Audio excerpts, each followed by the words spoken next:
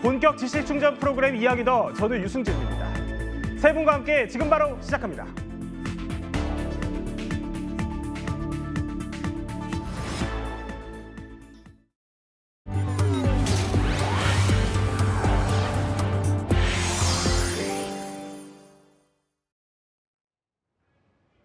살아있는 오후 4시 실시간 뉴스 현장을 가장 빠르고 생생하게 전달하는 오늘 이야기더입니다. 저희가 가장 먼저 찾아갈 핫스팟, 바로 윤석열 대통령 탄핵 심판 선고가 표류하면서 그야말로 내전에 가까운 격렬한 투쟁이 벌어지고 있는 곳 남태령 고개로 한번 가보겠습니다. 남태령 고개 화면 조금 전 영상 저희 보여드릴 텐데요. 현재 전국 농민회 총연맹이 탄핵 찬성 집회에 참석하기 위해서 서울 서초 남태령 고개를 지나서 광화문으로 향할 예정이라고 합니다. 지금 보면은 윤석열을 즉각 파면하라, 이렇게 트럭 앞에 현수막이 걸쳐져 있는 영상 보고 계십니다. 그리고 트럭에는 저렇게 전동이 끌고 온 트랙터들이 실려 있는 상태입니다. 성치훈 부의장, 예. 지금 현재 경찰과 대치 중인 상황인 거죠? 그렇죠. 오전부터 지금까지 계속해서 대치 중인 상황인 것으로 보이고요. 이게 왜 그러냐면 지금 법원이 트랙터는 안 되고 트럭 20대만 가능하다라고 지금 판결을 내렸기 때문에 네. 지금 경찰 입장에서는 트랙터를 싣고 오는 트럭들을 일단 막아놓은 상태거든요.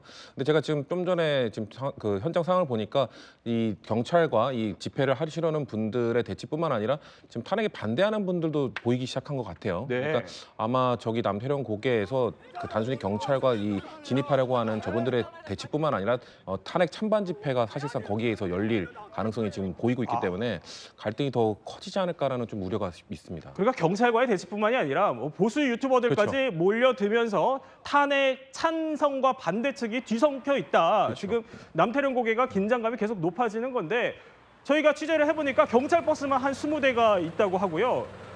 서울경찰청에 한 1,700명이 투입돼서 현재 막고 있다는 걸로 전해집니다. 지금 이 시각 영상 보여드리고 있는데, 저렇게 보면은 트랙터가 트럭에 실려서 서울로 진입을 한다는 거예요. 그러니까 트럭 한 20대만 일단 진입하는 게 법원이 허용을 해준 건데, 그러면은 트랙터를 이렇게 싣고 오는 것 자체는 막을 근거가 없는 겁니까? 저거는 원래 그 편법이죠. 저렇게 하면 안 되는 것이죠. 예를 들면 저희가 이제 집회와 시위를 신고할 때 보면 예. 그 방법과 이동 경로까지 다 신고하거든요. 그 방법에 아마 트랙터도 등장을 할 거예요. 그러니까 그걸 하지 말라는 거기 때문에 저 진입할 때는 예를 트럭에 트랙터를 실어서 진입한 다음에 트랙터를 내려서 또 시위를 할 수가 있잖아요. 그러니까 네. 저 부분 이제 법원에서 트럭 20대만 허용하니까 그 법원의 결정을 우회하는 수단으로 저렇게 실어서 나르는 건데 저런 것도 안 되는 거죠. 이전에 제가 12월 달에 보면 지난 연도 12월 달에 한번 전농이 이런 시위를 했었어요. 예. 그때는 차벽으로 경찰이 막았거든요. 그렇다가 민주당 의원들께서 가서 중재를 해가지고 아마 한남동까지 제가 시위를 한 것으로 알고 있는데, 어쨌든 그때의 그 혼잡을 경험했기 때문에 네. 지금 교통 혼잡 이런 걸 막기 위해서 특히나 트랙터 같은 경우 이게 속도가 느리잖아요. 거기다가 약간의 위협적으로 인식될 수 있는 그 농기구이기 때문에 도심에서 활보할 때는 아마 그런 여러 가지를 감안해서 법원이 결정한 거라서 예. 저 부분은 정릉 측에서도 아마 인정을 해야 될 부분으로 경찰이 막는 것은 저는 개인적으로 정당하다고 봅니다. 그런데요, 아까 설명해 주셨던 것처럼 보수 유튜버들까지 몰려들면서 그야말로 굉장히 뒤섞인 긴장감이 고조된 상황인데, 보니까 맨몸으로 막겠다 이런 보수단체도 있었던 것 같고요. 또 전농이 오는 걸 막기 위해서 냄비부터 프라이팬, 국자, 귀마개까지 준비하라는 공지가 내려왔다는데, 이거 왜 필요한 거예요? 저도 처음엔 이거를 시위하는데 쓰려고 하는 것인가라고 봤는데 그런 건 아닌 것 같고요. 그러니까 지난 12월에 사실 남태령에서 대치가 한번 있었잖아요. 네. 그때도 거의 28시간 정도 대치를 했었는데 우리가 봤던 프라이팬 공지를 보니까 식량도 같이 챙겨라. 그러니까 아마 장기화될 것을 일단 예상을 하고 그때 음식도 해 먹고 이러면서 버티기 위해서 아마 프라이팬이나 이런 것들도 갖고 오라고 한 것 같고요. 귀마개는 아마 밤샘 하게 되면은 밤에는 추울 수 있으니까 그런 방한 목적으로 가져오라고 한 것 같습니다. 근데 어쨌거나 저렇게 보수 진영에서 탄핵을 반대하는 보수 진영에서는 이 남태령 고개의 진입을 막는 것을 마치 이 탄핵을 막는 것 같은 예. 것으로 인식을 하고 좀 격렬하게 지금 모여들고 있는 것 같기 때문에 저는 경찰이 과연 지금 예상했던 것보다 많은 사람들이 모일 가능성이 저는 농후하다고 생각하거든요. 지금 예상보다 더 많은 인력을 투입해야 우리가 우려하고 있는 그런 사건들을 막을 수 있지 않을까 그렇게 생각합니다. 법원이 진짜 트럭을 20대 정도만 진입을 허용한다고 했는데 지금 예. 현재까지 취재된 바로는 전농 측에서 트럭도 50대 정도를 끌고 왔고 그 트럭 위에 트랙터를 최소 한 대씩 싣고 왔다는 말이죠. 그래요? 그리고 법원에서는 20대 진입만 허용한다고 했는데 또 전농 측에서 즉시 항고를 해서 아직 법원 결정이 어떻게 나왔는지는 알려지지 않고 있지만 허용하지 않을 가능성이 커 보이긴 합니다.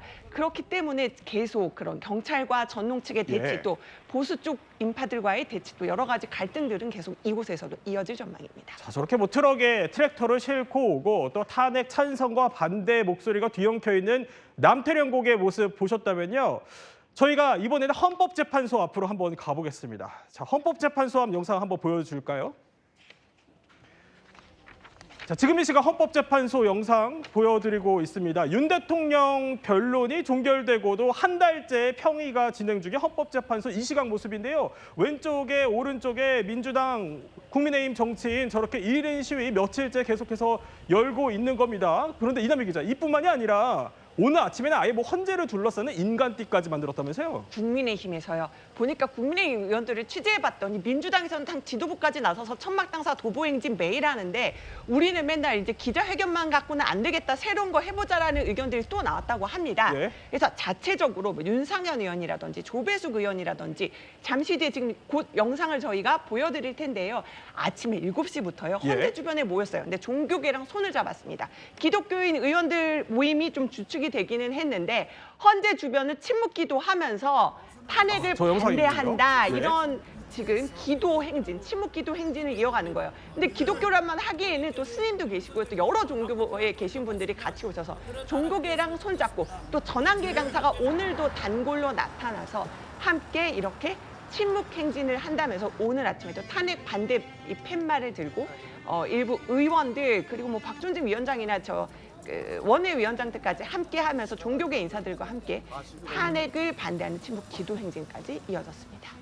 그러니까 저렇게 인간띠를 둘러서 헌법재판소를 에워싸듯이 하는 퍼포먼스를 오늘 했다 이 얘기인데 여야가 저렇게 극한 장외투쟁 대결을 벌이면서 헌재 압박 수위를 그야말로 한껏 끌어올리는 모양새인데요. 그런데 오늘 아침에는요 또 다선 의원들까지 나서서 아주 치열한 자리 싸움도 벌어졌습니다. 이민식이라고 불법 집회라고 공대 의원입니다. 아니 지금 두 분이 각각의 같은 내용의 같은 취지의 피켓을 들고 집회를 하시는 게 가능합니까? 가능하지 않습니까?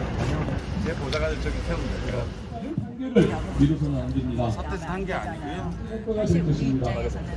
세계 경제적인 시기이 문화강국 대한민국을 지켜낼 수 있겠습니까? 국민의 아픈 마음을 갖고 오겠다. 그 있기에 우리 국민을 지원하니.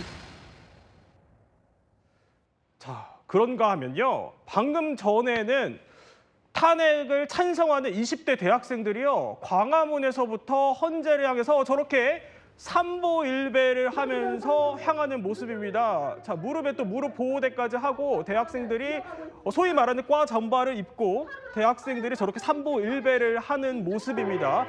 그리고 또 광화문에는요. 민주당이 아예 천막을 설치해서 거점을 삼고 있는 상황입니다. 자, 그런데 윤기찬 부위원장. 그런데 오세훈 시장이 이거 민주당이 쳐놓은 철막 강제 철거하겠다고 했다면서요. 이거 사실 공당 임시당사이기도 한데 철거가 가능한 겁니까? 철거하는 게 원칙이죠. 사실은 저희가 공공시설물에 대해서 뭐 부지든지 아니면 건물이든지 간에 그걸 사용하려면 허가를 받아야 돼요.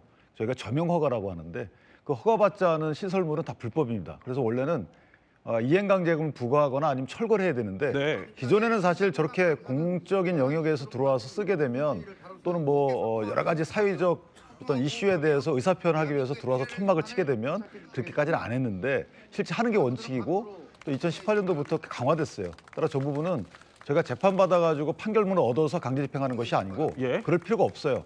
행정대집행법이라고 그래서 행정대집행 차원에서 개고장 띄우고 가서 철거하면 됩니다. 행정기관이. 그런데 실제 그렇게 이어질지 모르겠지만 저는 계고장을 받게 되면 민주당이 스스로 저 부분은 철거하고 당사로 들어가시는 게 맞다고 보고 네. 당사가 버젓이 있는데 나와서 저렇게 하시는 이유를 모르겠고 또 하나는 만약에 소수당이라 그러면 의사표현의 어떤 국민께 호소하는 차원에서 나와서 하신다면 몰라도 지금 그렇지 않잖아요. 여러 가지 측면에서 보면 저렇게 임시당사를 지으려고 공공 부지를 점용해가지고 불법 점용해서 할 타당한 근거가 별로 없어 보이거든요. 저 대학생들 보시면 대학생들 같은 경우에 저렇게 하는 이유가 사실은 저게 퍼포먼스로 보이지만 저는 개인적으로 대의민주제에 대한 문제제기라고 보거든요. 대의민주 기관이 본인들의 뜻을 이어받아서 그대로 이어나가지 않고 있다. 그런 어떤 문제제기이기 때문에 저런 사람들과의 어떤 제가 볼 때 대화 채널을 차라리 트는 게 낫지 네. 저렇게 임시천막을 불법 점용 시설로 하는 것은 옳지 않다 이렇게 봅니다. 그런데 뭐 민주당만 천막을 친 건 아니잖아요. 국민의힘도 헌법재판소 앞에 천막이나 이런 거 친 거 있지 않습니까? 똑같아요. 그것도 사실 다 불법 점용이에요. 그래서 그 부분도 물론 이제 그게 그 규모의 문제가 있는 거죠. 그렇지만 사실은 저 부분은 정치권에서 1인 시위하거나 이렇게 어떤 뭐 기자회견하는 정도는 괜찮은데 저렇게 오랫동안 특정 부지를 점용해가지고 사실 그렇게 되면 저희가 일반 국민이 이용하는 것도 문제지만 보기도 안 좋고요. 또한 여러 가지 다른 사람 따라할 여지도 있고 하기 때문에 저는 저 부분은 정치권이 좀 합의하에 철수를 하는 것이 맞다 이렇게 생각합니다. 이런 가운데 지금 속보도 들어와서 장애투쟁 지금 저희가 계속 얘기하고 있는데 굉장히 그 격화되다 보니까 한덕수 지금 국무총리, 그러니까 대통령 권한대행이 조금 전에 치안 장관들 불러 모아서 회의를 열었어요. 그러면서 이렇게 얘기를 했습니다. 헌재 결정 어떤 결과가 나오더라도 존중해야 된다. 그러면서 이 말을 했어요. 공권력에 도전하거나 파괴하는 것, 이런 모든 행위는 현행범 체포 원칙이다. 워낙 이것들 여러 가지 장외투쟁 이런 것들이 격화되다 보니까 이런 경고성 발언까지 지금 돌아온 한덕수 대행이 내놨습니다. 자, 한 총리도 한 권한대행도 저렇게 입장을 낼 정도로 장외투쟁 상황이 심상치 않습니다. 그런데요, 민주당 이렇게 압박하는 오세훈 시장을 향해서 이렇게 얘기합니다. 쫓아내려면 못 쫓아내고 짓밟으려면 짓밟아봐라. 그러면서 그야말로 총 공세를 퍼붓고 있는데 또 한덕수 총리의 탄핵이 기각된 지 하루 만에 또다시 탄핵도 꺼내들었습니다. 헌재가 최상목 전 대행이 마흔역 헌법재판관을 임명하지 않은 것을 위헌이라고 결정했고 위헌 판단이 나온 지 오늘로 26일째라는 점을 감안하면 한덕수 총리가 즉시 마흔역 재판관을 임명하지 않으면 파면 사유에 해당한다는 뜻입니다. 자, 이런 가운데 오늘 친명계 양문석 의원이요. 대통령 구속 취소를 내란수계의 탈옥이라고 표현을 하면서 헌재까지 못 믿겠다 이렇게 강하게 좀 비판을 했습니다. 그런데요, 국민의힘은 민주당이 이렇게 장외에서 총력전을 펼치는 데 대해서 이런 의심을 갖고 있습니다. 민주당 역시 항소심 판결이 이재명 대표의 정치 생명과 직결될 것이라는 예상을 하고 있습니다. 그렇기 때문에 항소심 판결에 불복하고 내부의 비명 세력을 억누르기 위해 선제적으로 극단적인 장외투쟁에 돌입한 것입니다. 성치훈 부의장. 예. 그러니까 이 얘기예요. 그러니까 바로 내일 이재명 대표의 선거법 2심 있으니까 이것 때문에 당내 반발을 좀 잠재우려고 극단적으로 투쟁을 하는 거라고 보는 겁니다.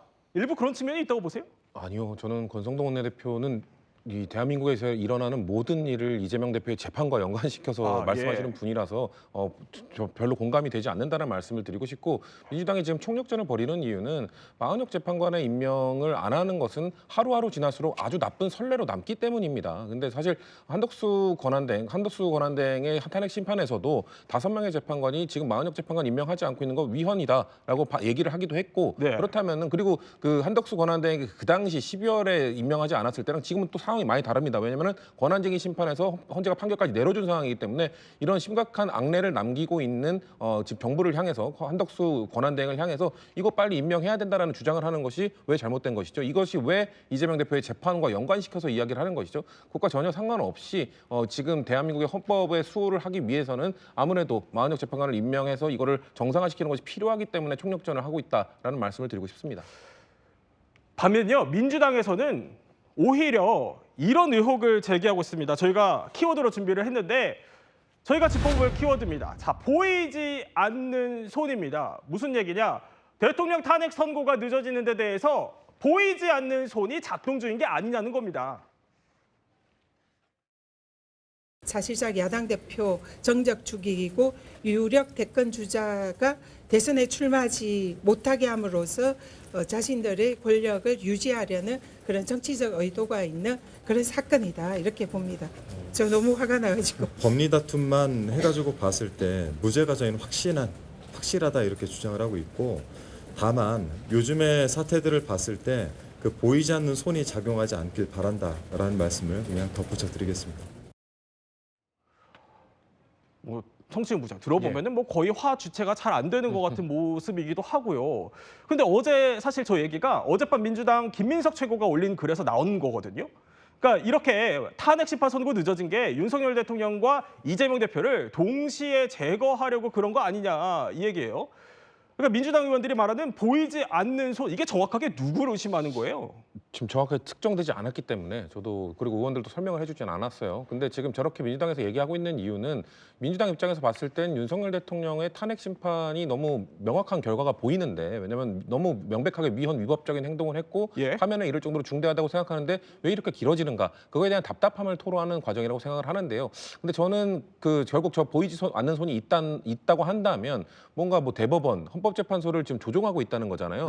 압력을 가하고 있다는 건데, 저는 이런 발언은 조금 그래도 조심하는 게 좋지 않겠는가. 왜냐면은 이 사법부에 대한 신뢰를 우리가 하고 있지 않다라는 인식을 줄 수 있거든요. 저는 이런 것들은 지도부의 입에서 나오는 거는 조금 조심해야 된다. 왜냐면 결국 헌재, 대법원, 지금 2심 재판부죠. 전부 뭔가 누군가에 의해서 본인들의 양심과 법리에 따라서 판결하는 것이 아니라 누군가의 지시를 받고 있다라는 그런 뉘앙스의 발언을 해버리면은 우리가 사법부, 헌법소의 의지가 있는 것으로 보여지지 않을 것이기 때문에 저는 조금 저 발언에 대해서는 명확한 근거가 없다면은 자중하는 게 좀 필요하다고 개인적으로 생각합니다. 그래서 일각에서는 저 발언을 두고 음모론을 부추긴다 이런 얘기들도 하더라고요. 근데 그러니까 워낙 답답함을 토로하는 것 같아요. 그러니까 지금 상식적인 수준, 민주당의 상식 수준에서 봤을 때는 이 탄핵 선고 연기되는 것이 이해하기가 어렵기 때문에 대체 무엇 때문에 그러는 거냐, 아니면 뭐 그렇다면은 정말 모이지 않는 손이 뭐라도 있는 것 아니냐라는 이 상상까지 가는 건데, 말씀드린 것처럼 조금 더 근거 있는 말씀을 해주시는 것이 국민들에게도, 그리고 탄핵에 찬성하시는 분들도 공감할 수 있지 않을까라는 말씀드리고 싶습니다.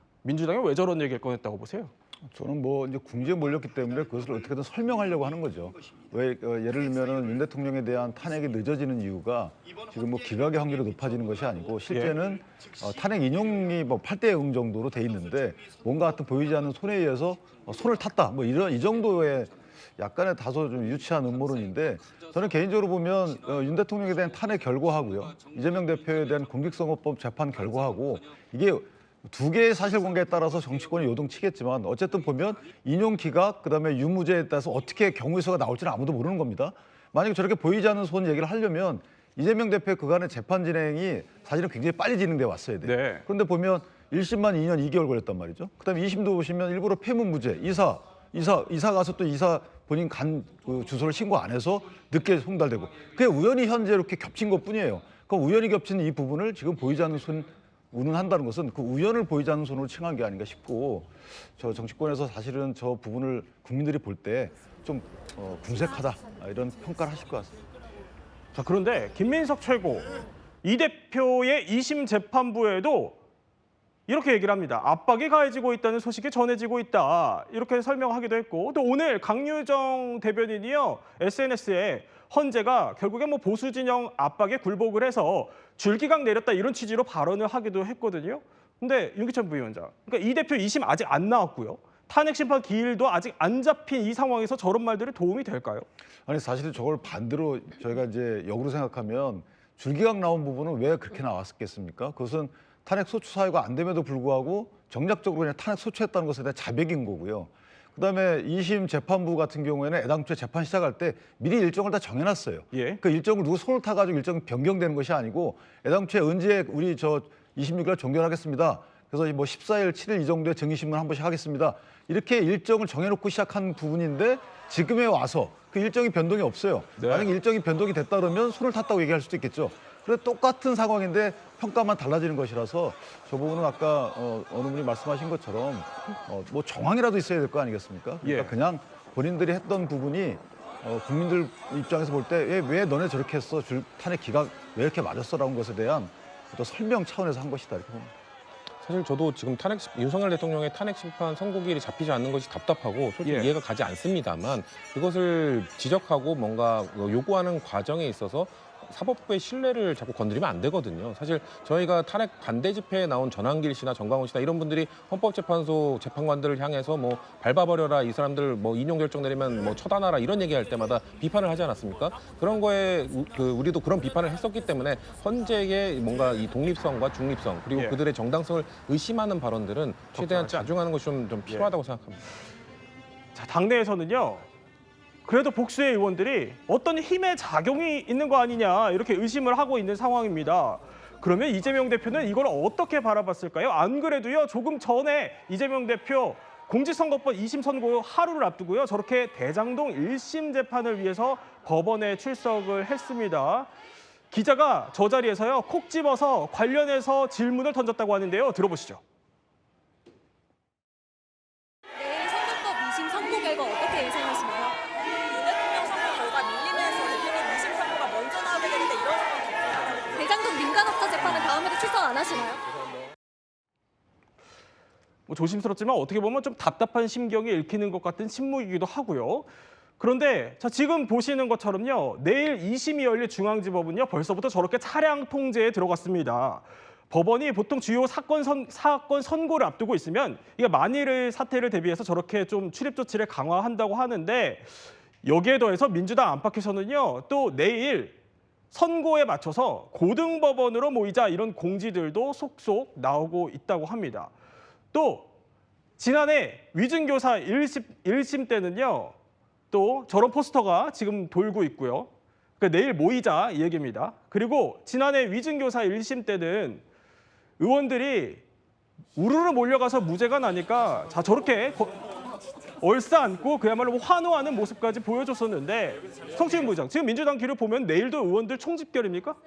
많이들 나가시겠죠. 뭐 지금 사실 1심 때도 이재명 대표가 나오지 말라고 했음에도 불구하고 많은 분들이 나갔기 때문에 저는 내일도 아마도 많은 의원들이 갈 거라 생각하는데 저는 이 법원 내에는 전 정말 일부만 들어가고 나머지 분들은 거리로 나가는 게 필요하다. 왜냐하면은 아마도 지금 그 탄핵 찬성 반대하는 분들 또 법원 앞으로 좀 몰려올 겁니다. 아마 이재명 대표의 재판에 대해서 찬성하는 분, 찬성이라고 표현하기 좀 그렇네요. 그러니까 결과를 다르게 생각하는 분들이 아마 양쪽에서 또 집회를 할 텐데 예. 거기에 좀 의원들이 가서 그분들을 좀 자제시키고 그분들이 물론 표현의 자유 뭔가 하고 싶은 말씀 하시지만 좀 지금 너무 지금 국가 분위기가 너무 과열되어 있기 때문에 혹시나 뭐 선을 넘는다든지 그런 뭐 결과에 따라서 그분들이 뭐 흥분하실 수도 있기 때문에 그런 것들을 자중시키는 역할들을 저는 공당이 해야 되는 것 아닌가. 네. 그렇기 때문에 의원분들께서 대표를 응원하고 싶어서 가시더라도 간 다음에는 결국 나오신 국민들과 함께하는 것이 좀 필요하지 않을까 저는 그렇게 생각합니다.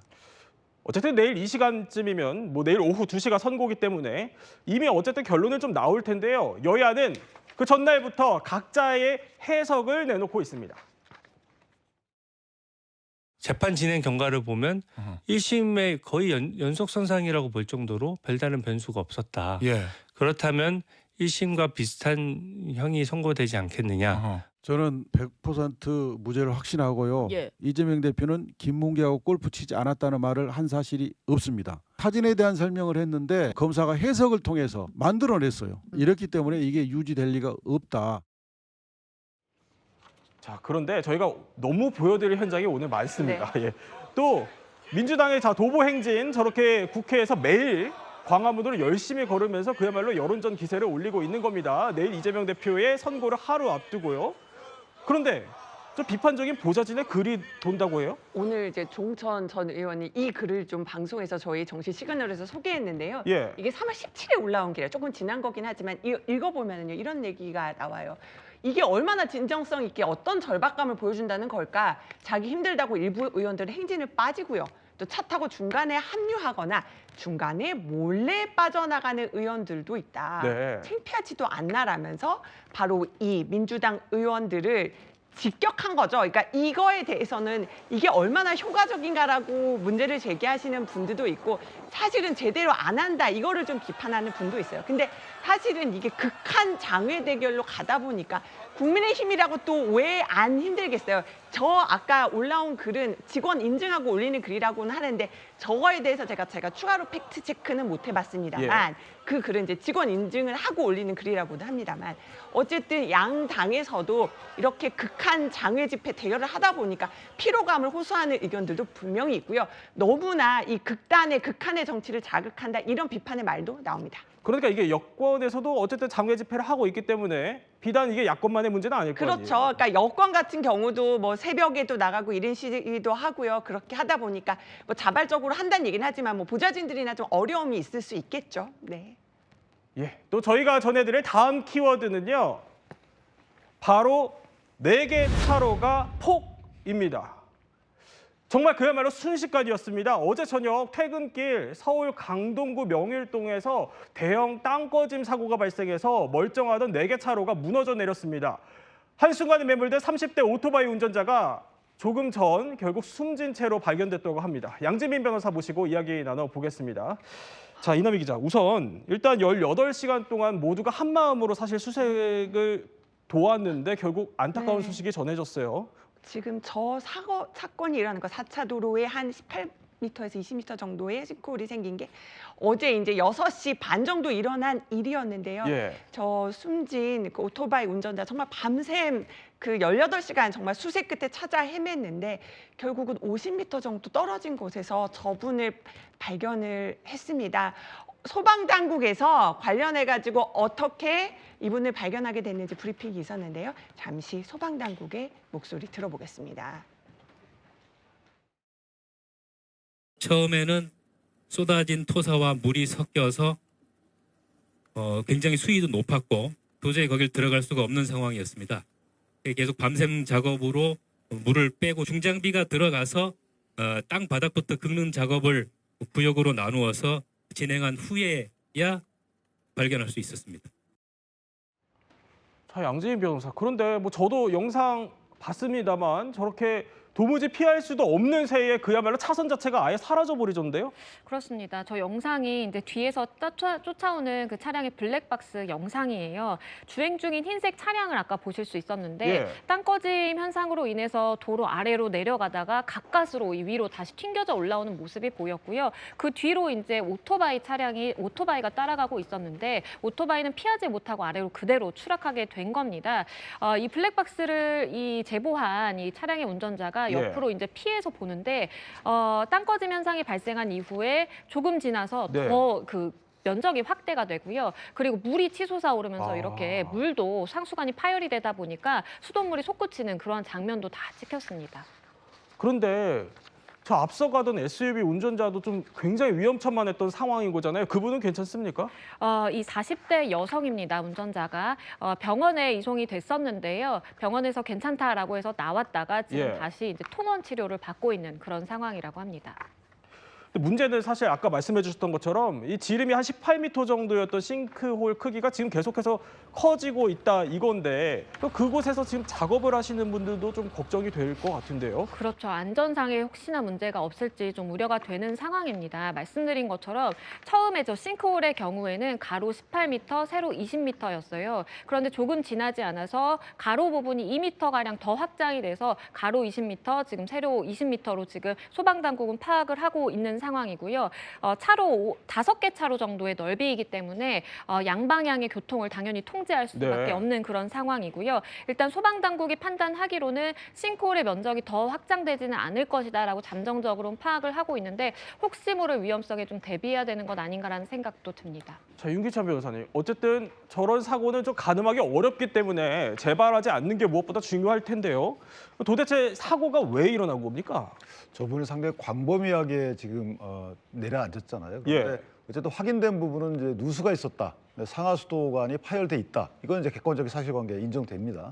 그리고 그 밑에 언저리에 보면 주변에서 9호선 연장 공사가 있었다. 이 정도인데 따라서 저렇게 광범위하게 침식이 있었던 부분이 원인이 무엇이냐에 따라서 예를 들면 상하수도관 파열인데 그 파열을 무엇 때문에 생겼는지에 대해서 공사 와중에 그 상하수도관을 건드린 건지 아니면 상하수도관 자체가 노후돼서 그것이 파열된 것인지 여기에 대한 이제 원인 조사가 있어야 될 것 같고 그 원인 조사 결과에 따라서는 원인자, 그러니까 누가 책임을 져야 될지에 대한 책임 소재가 밝혀질 것 같습니다. 아유, 참 그런데 안타까운 건요.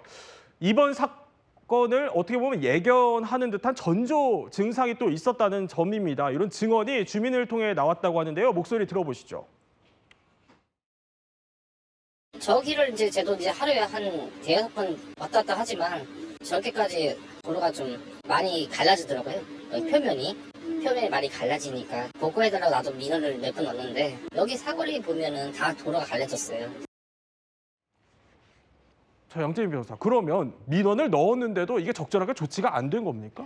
이 인근에서 주유소를 운영하고 있는 이 제보자가 당일 오전에도 뭔가 옆쪽에 맨홀이 꺼지는 현상이 있어서 예. 구청에 신고를 했다라고 해요. 그래서 도로팀에서 나와서 긴급하게 그 복구 작업을 했다라고 하는데 이 복구 작업에만 그치고 주변의 균열이라든지 이런 위험성에 대한 판단은 조금 하지 못한 것으로 보이고요. 인근에서 지하철 9호선 이 작업이 진행이 되다 보니까 예. 대형 공사장으로 분류가 돼서 특별 점검이 지난해 12월에 있었다라는 거예요. 근데 지난해 12월에 이 GPR, 그러니까 지표 투과 레이저 검사를 해봤을 때 그때는 이 구멍, 그러니까 동공이 발견이 되지 않았다라고 해요. 예. 그러다 보니까 사실은 특별 점검 대상일 경우에는 또 일반 점검에서 빠지다 보니까 그 다음 점검이 이루어지지 못했고 그 기간이 좀 소요가 되다 보니까 저렇게 대형 싱크홀이 발생한 것 아닌가 싶습니다. 네, 저희 또 다음 소식 하나 더 짚어보겠습니다. 이번에는 중국에서 벌어진 좀 믿기지 않는 소식이라고 하는데요. 이남희 기자, 중국에서 송전탑이 갑자기 흔적도 없이 사라졌다고요? 네, 지금 보면 길이 80m에 지금 20층 건물 높이 송전탑이거든요. 예. 쓰러지고 있잖아요. 근데 이게 무슨 사고인가 이랬는데 송전탑 철거하는 모습인데 지금 보면은 잠시 뒤에 장면이 나올 테지만 작업복을 입은 사람들이 오가니까 아, 그냥 정상적인 철거 작업이다 이렇게 생각하실 수 있을 겁니다. 네. 그런데요, 이 일을 벌인 사람들 도둑들이었습니다. 아, 그래요? 그러니까 이 정상적인 이 송전탑을 철거해서 철근을 빼먹기 위해서 이 철거 작업을 통해서 송전탑을 무려 12기나 지난해 9월부터 12월까지 차례대로 해체한 뒤 이 철근을 판 거예요. 근데 이것도 이 전력공사에서는 뒤늦게 2월에야 이 사실을 알았다고 하네요. 그러니까 지금 저 작업복을 입고 있는 사람들이 전력회사 직원이 아니라는 거잖아요. 그러니까 누구도 도둑이라고 좀 생각하기 어려울 것 같은데 근데 저 사람들 뭐 전문 지식도 없이 무작정 해체한 겁니까? 그게 아니고요. 이 중국 언론 보도에 따르면 예.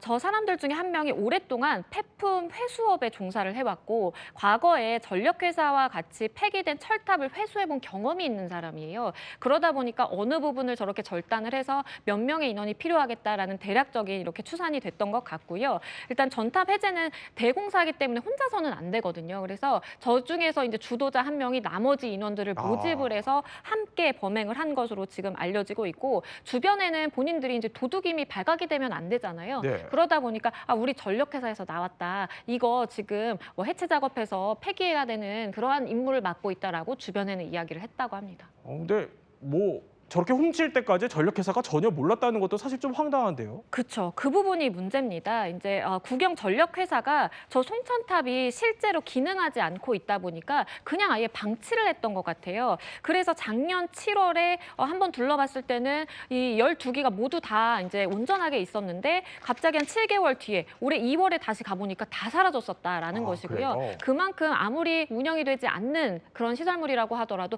너무나 방치한 것 아니냐라는 좀 비판의 시각도 있습니다. 네, 오늘 이야기 또 이렇게 핵심만 살펴봤습니다. 이번에는요, 한 가지 이슈를 속살까지 파헤쳐보는 몰랐던 이야기 더 시간입니다. 지식충전 지금 시작합니다.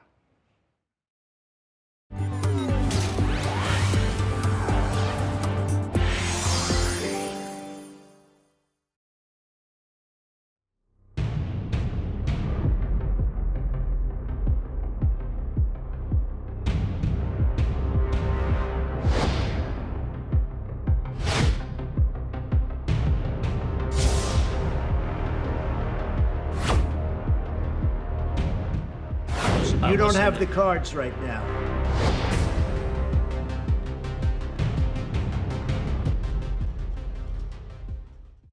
자, 그러니까 우크라이나 사태로 핵 자강론이 그야말로 다시 부상을 한 겁니다. 근데 이용재 평론가, 근데 우리도 박정희 전 대통령 때 핵 개발을 한 적이 있잖아요. 정확히 언제죠? 1970년대입니다. 그 당시에는 우리가 뭐 새마을 운동을 하면서 먹고 사는 데 집중해서 잘 몰랐었는데요. 예. 그 당시에 이 박정희 전 대통령과 그 정부가 핵 개발을 했었다라는 증언이 여러 차례에 걸쳐서 2000년대쯤에 이제 공개가 됐는데요. 그 중에 가장 유명한 것이 이제 1972년에 작성된 원자 핵 연료 개발 계획 보고서라는 겁니다. 아, 그래요? 예, 이게 오원철 당시 대통령 제2경제수석이 박정희 대통령에 보고하기 위해서 만든 문건인데요. 저 문서군요? 예, 맞습니다. 이게 제목에는요, 원자 핵 원료 개발 계획 이라고 써 있는데 두 번째 장 그냥 넘기자마자 바로 핵무기라는 단어가 이제 등장을 하거든요. 그럼 사실상 이게 핵무기를 만들기 위한 일종의 작업이었다. 이렇게 네. 볼 수 있겠고요. 그리고 또 미국 CIA 종합 분석 보고서가 있는데 이게 이제 1978년 6월에 한국의 핵 개발과 전략적 결정이라는 이 19쪽의 분량의 보고서를 보게 되면 네. 여기에 박 전 대통령이 1974년 12월에 890 계획이라는 이름으로 이 암호명이죠. 이 암호명으로 비밀리에 핵무기 개발을 추진했었다라는 내용이 나옵니다. 그런 걸 보면은 분명히 우리 정부가 예전에 핵 개발을 했었다라고 볼 수 있겠죠. 자, 저렇게 문서들로 또 쭉 보니까 진짜 그럴 만한 근거가 있었던 것처럼 느껴지는데, 조한범 박사님. 네, 박정희 전 대통령이 핵을 개발해야겠다 이렇게 좀 마음을 먹은 계기가 있을까요? 일단은 우리가 크게 보면 70년대 초반 이전까지 전체적으로 북한에게 모든 면에서 열세였어요. 경제도 그렇고 국방도 그렇고 그런 상황이 일단 배경을 우리가 좀 알아야 되고 미군에게 상당 부분 방위를 의지하고 있었거든요. 근데 이 상황에서 64년에서부터 73년까지 우리가 무려 32만 명을 월남전에 파병을 합니다. 비전투 부대 비둘기부터 시작해서 백마부대, 맹호, 청룡 무려 5만 명이 동시에 주둔한 적도 있거든요. 그러니까 우리로서는 상당한 안보적 공백을 무릅쓰고 월남전에 파병을 했거든요. 근데 그때 68년에 미국 대선이 치러지는데 그때는 이제 미국 내에서도 반전운동, 월남전 파병에 대한 반전 여론이 확산될 때예요. 요걸 등에 업고 닉슨 후보가 내건 게 전쟁을 끝내는 쪽으로 내거는 거예요. 그러면 우리 입장에서는 지금 거대한 안보 공백을 무릅쓰고 파병을 했는데 우리가 원하는 거는 상황이 전혀 아닌 상황으로 전개되는 거죠. 그러니까 이 상황에서 상당한 안보적인 압박감, 불안감 이거가 이제 그 당시 박정희 정권에게 내부에 이제 확산되는 분위기였고 그러면 이런 안보적 불리한 상황 속에서 또 미국에 대한 신뢰가 지금 흔들리는 상황이 오니까 그럼 우리가 이제 이 핵 자강론을 해야 되는 거 아니냐라는 이제 그런 판단이 있기 시작한 거죠. 그러니까 베트남 파병과 또 미국의 정세가 맞물려서 그런 핵 자강론이 좀 필요하다라는 인식이 깔려 있었다는 건데 일단 관련된 발언이 준비되어 있다고 합니다. 듣고 이야기 더 나눠보겠습니다. We shall look to the nation directly threatened to assume the primary responsibility of providing the manpower for its defense. 작가님, 그 유명한 닉슨 독트린 아닙니까? 그렇습니다. 닉슨 독트린 쉽게 말하면 아시아 국가들의 방어는 아시아 국가가 자기가 책임진다는 인식이 있어야 된다. 미국이 도와주긴 하겠지만 전적으로 무임승차할 수는 없다라는 이야기를 꺼낸 것이죠. 어떻게 보면 요즘 이제 트럼프 대통령이 하고 있는 이야기하고도 좀 비슷한 느낌이 있네요. 69년에 이 닉슨 독트린 이야기를 처음 끝낸 게 7월 달이었습니다. 그런데 7월 달에 이 이야기를 처음 꺼내면서 아시아에 괌에 와가지고 닉슨 대통령이 이야기를 꺼냈거든요. 왜 닉슨 대통령이 그때 괌에 와가지고 닉슨 독트린이라는 이야기를 꺼냈을까요? 하필이면 혹시 우리 시청자 여러분께서 69년 7월 기억나시는 분 계시면 그때 무슨 일이 있었더라 생각해보시면 생각하실 수도 있는 사건입니다. 바로 69년 7월에 아폴로 11호 달 착륙이 있었죠. 그리고 달 착륙을 했던 우주인들이 바로 태평양에 착륙을 했기 때문에 그 우주인들을 닉슨 대통령이 만나보고 바로 괌으로 옮겨가지고 이 이야기를 꺼낸 것인데 결국은 닉슨 독트린이 나온 이 배경을 살펴보면 베트남 전쟁에서 발을 빼고 싶다라는 메시지라고 좀 볼 수가 있겠습니다. 그런데 미국이 그토록 공을 많이 들였던 베트남 전쟁에서 발을 뺀다는 것이 어떻게 보면 좀 수치스러울 수도 있지 않습니까? 그런데 아폴로 11호 달 착륙 착륙이라는 이런 어떤 세계사적인 업적을 자기 임기 내에 이렇게 이루면서 이제 미국이 세계 최강이라는 건 충분히 증명이 되었으니 이런 부분에서는 조금은 약한 모습을 보여도 되지 않느냐라는 것이 나타난 것이 어떻게 보면 69년 7월의 상황이라고 볼 수 있겠고요. 그러자 69년 8월에 우리 대통령하고 닉슨 대통령이 바로 회담을 하면서 이 이야기를 했습니다. 그러면서 이제 나왔던 얘기가 어떻게 보면 이것도 요즘에 우리 트럼프 대통령 사이에서 나오는 이야기하고 비슷한데 저 때가 뭐 말씀하신 샌프란시스코 한미 정상회담. 그렇습니다. 한국은 좀 여기서 예외가 될 것이다.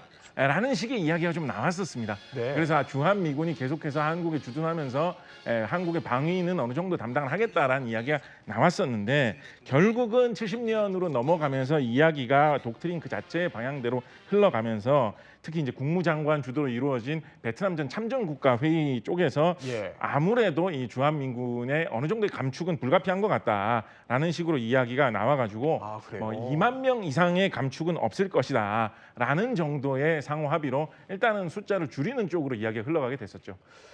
그런데 뭐 그러니까 미국과의 맞물리는 상황은 어느 정도 설명이 됐는데 이뿐만이 아니라 당시에 국내 사실 안보 상황도 그렇게 썩 좋지는 않았다고 해요. 위기였죠. 왜냐하면 이제 68년에 1.21 청와대 습격 사건 대단한 거죠. 왜냐하면 북한 특수부대가 청와대를 습격해서 우리 주입을 제거하려는 사건이. 그다음에 1월 23일 이틀 뒤에는 푸에블로호라고 미국의 정보함이에요. 저거군요. 이게 이제 동해에서 이제 북한 해군한테 피랍이 됩니다. 물론 이제 저 미군들은 나중에 돌아왔지만 저 푸에블로호는 지금도 보통강, 평양 보통강에 지금 전시가 돼 있어요. 그다음에 같은 해 10월에는 울진 삼척에도 무장공비가 침투했거든요. 그래요? 그러니까 사실은 안보적으로 저 때군요. 그렇죠. 매우 혼란한 시기였죠.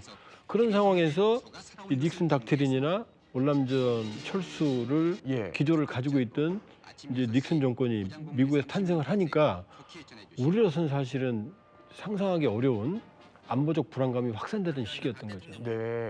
그러니까 뭐 김신조 사건에 푸에블로도 있었고 울진 삼척지구 무장공비 침투까지 그야말로 안보가 수세에 몰렸다 이런 건데 그럼 당시에 남북한 군사력 차이가 도대체 어땠길래요?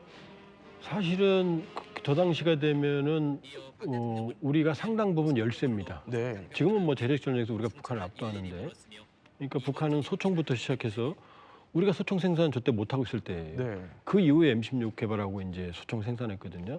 탱크도 한참 후에 이제 우리가 생산하기 시작했거든요. K1을. 그렇게 보면 북한은 자체적으로 소총, 탱크, 야포 이런 것들을 다 생산하고 있을 때예요. 그러니까 안보적으로 상당한 열세에 놓여 있었고, 그러니까 저 당시에 박정희 대통령이 저 상황에서 주한미군 파월 월남전에 파병했던 그럼 한국군을 철수시키겠다는 카드까지 꺼내들어요. 그러니까 아직 그 한국군이 필요했던 미국이 깜짝 놀라가지고 그 당시 최신의 전투기였던 F-4 팬텀, 이건 그때 일본도 없었어요. 1개 대대를 무상으로 영구 임대해주는 사건이 벌어져요. 그래서 우리가 일시에 요 행복한 동아시아 최고의 항공력을 갖춘 뭐 중공, 그다음에 소련, 일본, 북한은 물론이거니와 압도적으로 이 세계 최고의 항공 전투기 전력을 가진 시기가 잠깐 행복한 시기가 저때 있었어요. 그랬군요. 그런데 뭐 이렇게 수세에도 몰려 있었던 상황에서 미군이 진짜로 주한미군을 그냥 뭐 빼버렸다 철수했다, 이게 사실이에요? 완전 철수한 것은 아니고요. 1971년 3월에 주한미군 7사단이 철수를 했습니다. 7사단이요? 네, 지금 우리나라 주한미군 규모가 어느 정도 되는지 아시나요? 지금도 주한미군이 있지 않습니까? 지금 주한미군이 3만 명이 채 안 된다 정도로 보고 있는데 60년대 초부터 70년대 초까지는 주한미군 규모가 대략 한 6만 3천 명 정도가 되었었습니다. 그러니까 지금보다 훨씬 더 많았죠.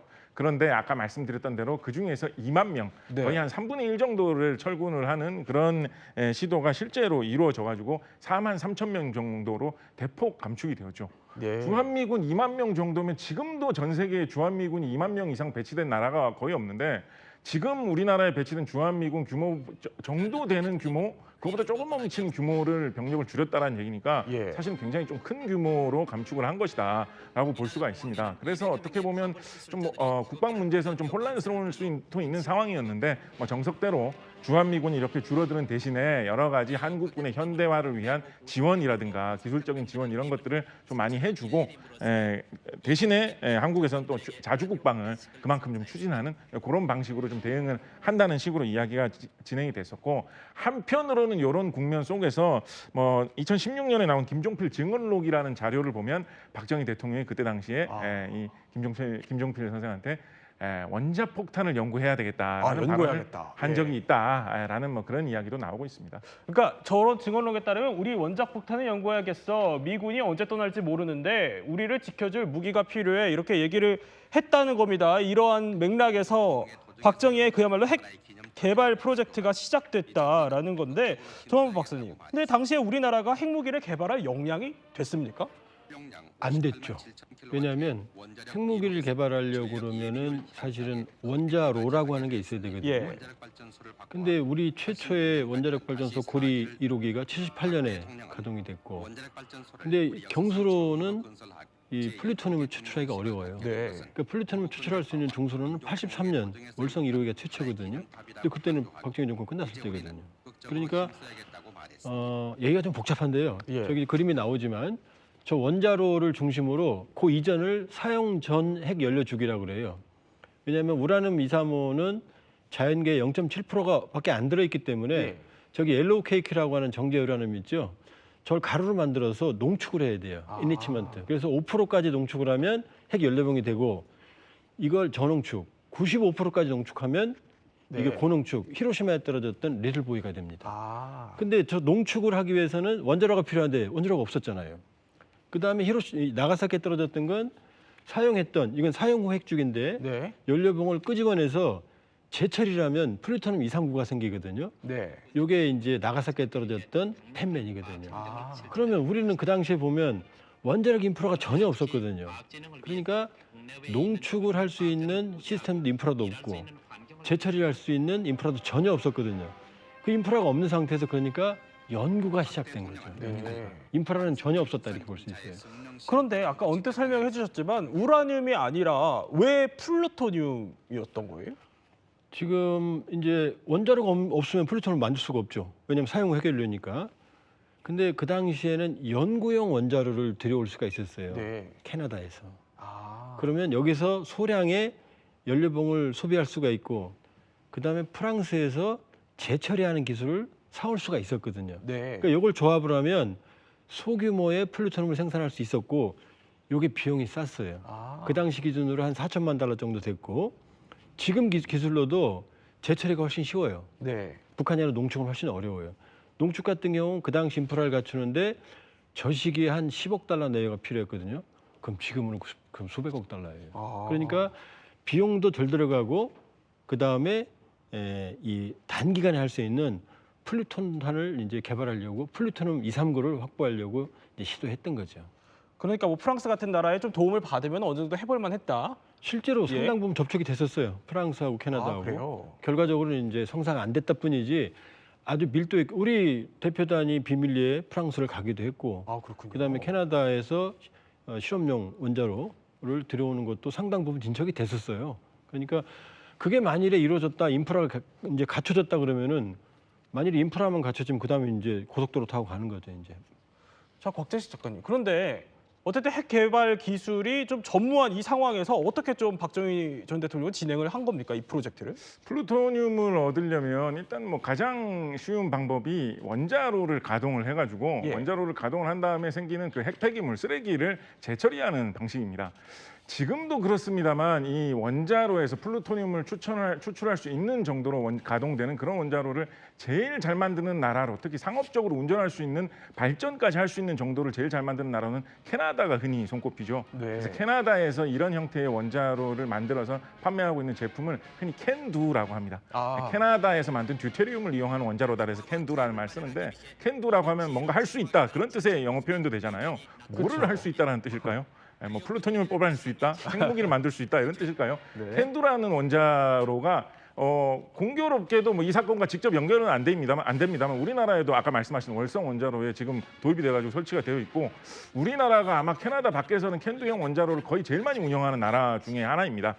그에 앞서서 이런 캐나다의 기술을 들여오면 플루토늄을 생산을 해낼 수 있는 원자로를 가동을 할 수가 있고 거기서 핵 폐기물이 많이 생기면 그중에서 플루토늄을 뽑아내는 그 공정은 프랑스에서 기술을 도입하면 해낼 수 있을 것이다 라는 이야기가 나와가지고 프랑스에서 이 기술을 도입하고 있는 기업과 계약 단계까지 간 거 아니냐라는 이야기가 1970년대 상황으로 지금 이야기가 좀 돌고 있는 그런 형편이죠.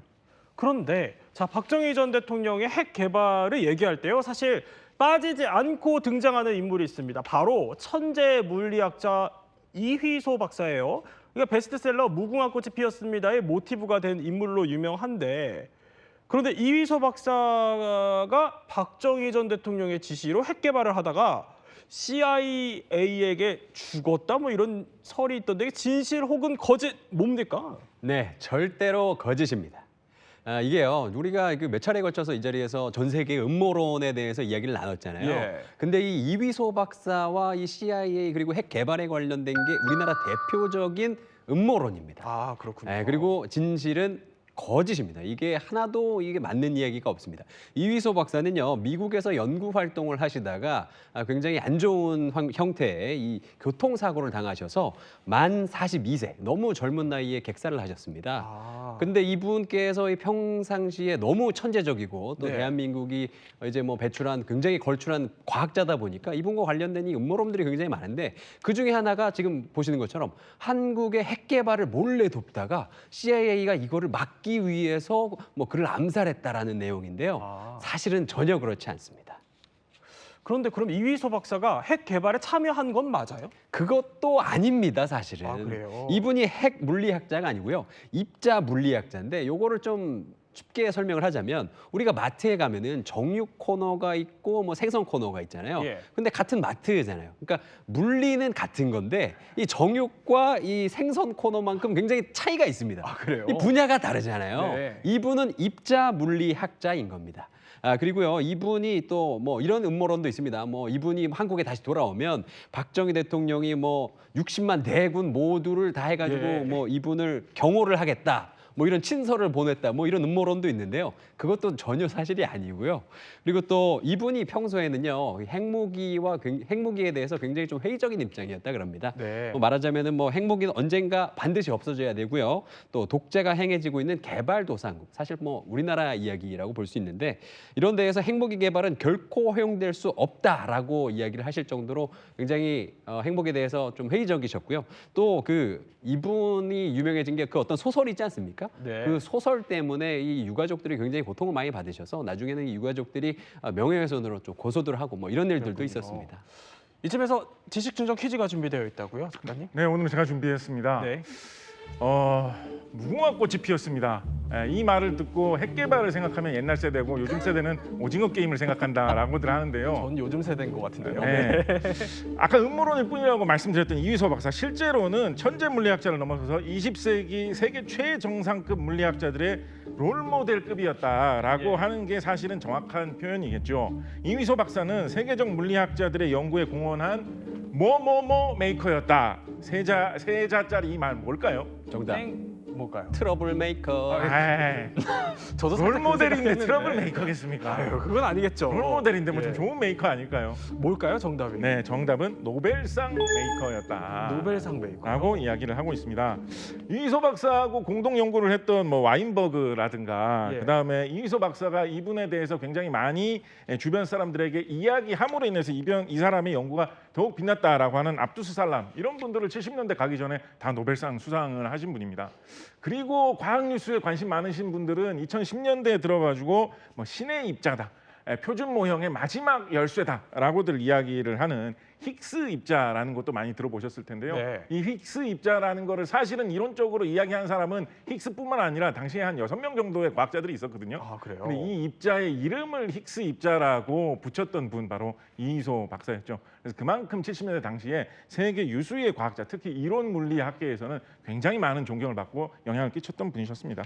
그럼 당시에 핵 개발은 어느 정도로 좀 진행이 됐나요? 네, 박정희 전 대통령 대통령의 그 언급에 따르면요, 그 당시에 핵 개발이 88% 이상 뭐 완료됐다라고 하는데 사실은 그 진실은 뭐 누구도 알 수 없겠죠. 예. 그런데 이런 이야기는 있습니다. 11.6 사건이 일어나기 전에 그 우라늄 농축용 분말 우리가 언급했던 그 옐로우 케이크라는 게 아까 있습니다. 잠깐 나왔던. 네, 그거를 이제 박정희 전 대통령이 선물을 받았다라고 하는 뭐 썰도 있는데요. 예. 미 국무부가요, 이 장관에게 보고하기 위해서 1974년에 작성한 브리핑 메모를 보면은 현재 이 한국의 진전된 무기 개발 정보로 추정을 해볼 때 1980년대까지 한국의 핵 장비를 만들 수 있을 것이라고 전망을 해놨던 게 있습니다. 그런 거 보면은 사실은 뭐 어느 정도까지는인지는 몰라도 분명히 개발이 착수되고 있었다라고 볼 수 있겠죠. 그런데 왜 핵 개발을 포기한 겁니까? 미국의 압박 그리고 국제사회의 압박이 컸다라고 뭐 요약해 볼 수 있을 것 같습니다. 1970년대 중반에 인도가 핵 개발에 성공을 하고 옆에 있는 뭐 인도 양숙이라고 할 수 있는 파키스탄과 경쟁적인 핵 개발 구도에 들어가게 되죠. 그렇다 보니까 좀 더 강하게 핵 개발을 좀 저지를 해야 되겠다, 핵 확산을 막아야 되겠다라는 그런 움직임이 심해지면서 70년대 중반에 우리 정부도 핵 확산 금지 조약에 서명을 하게 되면서 어떻게 보면 그때부터 어떤 비핵화의 좀 긴 여로가 시작이 되었다라고 볼 수가 있겠습니다.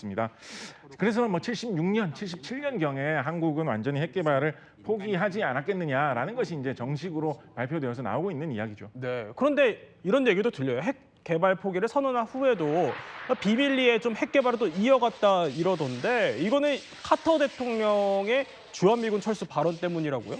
그럼 카터 대통령 사실은 그때 당시 우리 대통령이었던 박정희 대통령이 사이가 좀 안 좋았다라는 이야기가 뭐 파다하게 많이 나왔었습니다. 예. 카터 대통령하고 정상회담을 할 때도 뭐 여러 가지로 좀 뭐 기싸움이 있었다, 뭐 서로 좀 안 좋은 눈빛을 주고받았다라는 이야기가 계속 파다하게 나왔었거든요.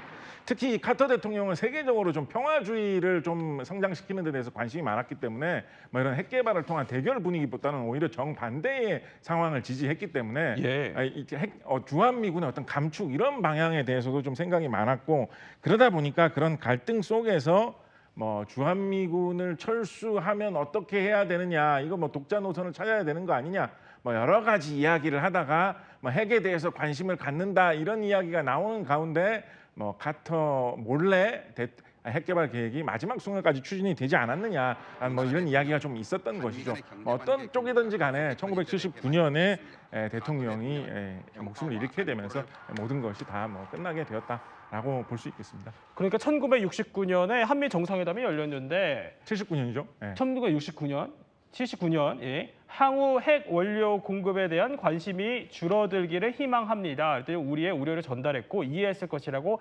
생각합니다라고 얘기가 오갔고요. 또 그리고 당신은 핵무기에 대해서 말씀하신 겁니까? 이렇게 물어보니까 아닙니다. 원자력 발전입니다라는 일화들이 있었다. 1979년 한미 정상회담에서 이런 얘기들이 오갔다는 건데, 자 박사님, 그런데 미국은 왜 이렇게 한국의 핵 개발을 막은 거예요? 일단 아까 이제 뭐 박정희 대통령 88% 뭐 옐로우 케이크 이런 말 나오잖아요. 예. 옐로우 케이크가 있어도 농축을 할 수 있는 인프라가 없으면 농축을 못 해요. 근데 우리 없었습니다. 그러니까 88%라는 건 과장됐다. 네. 그러니까 설계 도면 완성의 88%는 맞겠죠. 그러나 제조 기준으로 본다 그러면 저 옐로우 케이크 있다고 그래갖고 만드는 거 아니거든요. 예. 저걸 압착하는 시설이 있어야, 그게 굉장히 어려워요. 말씀드렸다시피 그 당시 10억 달러 수준, 지금 수백억 달러. 소형으로 만들어도 비용이 많이 들거든요. 그러니까 그 부분은 조금 과장된 측면이다 이렇게 볼 수가 있고요. 왜 막았느냐 그러면 인도가 70년대에 개발을 했지만 핵무기를 완성한 건 94년이거든요. 네. 파키스탄도 그때 만들거든요. 그럼 박정희 대통령께서 핵무기 개발할 당시에는 핵보유 국가 한 딱 5개예요. 미국, 영국, 프랑스, 중국, 러시아거든요. 여기에 지금 한국이 숟가락을 얹겠다 그러면 국제 질서가 완전히 뒤집어지는 거죠. 그러니까 만일에 한국이 가지게 되면 북한은 그 당시 아주 초기 단계였고요. 한국이 가지게 되면 일본이 가질 수가 있는 거고, 그럼 대만이 가질 수가 있거든요. 그러면 그 당시에 지금 미국은 중국을 끌어들여서 소련을 견제하려는 닉슨의 핑퐁 외교가 있던 그런 식이 있거든요. 그러면 중국 입장에서는 대만까지 장악한다고 그러면 이건 어마어마한 사단이 나니까 그 당시 국제 질서는 우리를 허용할 수가 없었죠. 그런 또 비하인드 스토리가 있었던 건데, 관련해서 지금 또 퀴즈가 준비되어 있다고요? 네, 퀴즈 가보도록 하겠습니다. 박정희 전 대통령이 금고에 보관했던 것은 땡땡땡땡이다. 정답은요, 노란 봉투입니다. 뭔 봉투죠? 네, 이 노란 봉투 속에는 핵무기 관련 보안 문서가 담겨 있다고 하는데요. 오원철 수석이 박정희 대통령 서거 후에 이 서재로 가서 이 봉투를 챙겨서 그 당시에 최규하 대통령 권한대행에게 넘겼다고 합니다. 그리고 그 이후에는 아마도 예측하기로는데 미국 쪽으로 넘어갔을 가능성이 있다라고 하는데 결국에는 우리나라의 핵무기와 관련된 정보들이 미국 쪽으로 흘러가지 않았나 이렇게 많은 분들이 추측하고 계십니다. 그래도 뭐 핵무기 개발 프로젝트는 결국 좌절됐지만 그래도 남은 것이 또 있다면서요? 네, 맞습니다. 핵무기를 개발할 때요. 핵만 만드는 것이 아니라 요거를 같이 쏴 보내는 미사일도 같이 이제 개발을 하는 게 이제 국룰인데요. 그러다 보니까 우리나라의 지대지 미사일, 최초의 지대지 미사일이자 세계 7번째 지대지 미사일 백곰이 개발하는 요런 일들이 또 벌어졌고요. 그리고 또 박정희 대통령이 핵 개발을 한다는 요런 소문이 도니까 주한미군이 철수를 하는 걸 또 철회를 하고 또 미국의 핵 우산으로 또 쉽게 들어갈 수 있었다. 이런 또 좋은 일들이 있었습니다. 박사님, 그런데 사실 우리가 쭉 짚어보는 거는 지난달에 미국과 우크라이나 정상회담에서 트럼프가 젤렌스키한테 당신에겐 카드가 없다 이러면서 얘기를 했었고 이게 우크라이나가 과거에 핵 포기를 했기 때문이다라는 분석들이 또 나오기도 해요. 그럼 이런 상황에서 우리는 앞으로 어떤 좀 카드를 준비해야 할까요? 우크라이나는 세계 3대 핵 보유국이었지만 자체적으로 유지 보수할 능력이 없었어요. 돈도 없었고. 그건 자발적으로 잘 포기한 겁니다. 경제적인 대가를 받았어요. 뭐 그때 안 했으면 그때 할 수밖에 없었어요. 근데 지금 우크라이나는 전쟁 수행의 능력의 전폭적으로 대부분을 절반 정도 가까이를 외국에 의지하고 있거든요. 카드가 없죠. 근데 우리는 재래식 전력에서 북한을 압도합니다. 그리고 핵무기는 지금 푸틴도 못 쓰거든요. 지금 핵무기는 전 세계 중진국 정도 모두 만들 수 있거든요. 그것이 답이 아니다. 그걸 가지게 되면 어마어마한 손실이 발생을 하거든요. 그러니까 지금 우리 정부가 지향하고 있는 재래식 전력, 한국형 삼축 체계, 미국 확장 억제 이게 지금으로서는 현실적인 대안이다 이렇게 볼 수 있어요. 네, 또 우리에게 필요한 현실적인 대안 카드까지 설명을 해주셔서 저희 지식 배터리 80에서 100%로 완충됐습니다. 박정희 전 대통령의 핵 개발 프로젝트에 대해 몰랐던 이야기 살펴봤습니다. 저희는 60초 후에 뵙겠습니다. 저희는 목요일 오후 3시 50분에 돌아오겠습니다. 시청해주신 여러분 고맙습니다.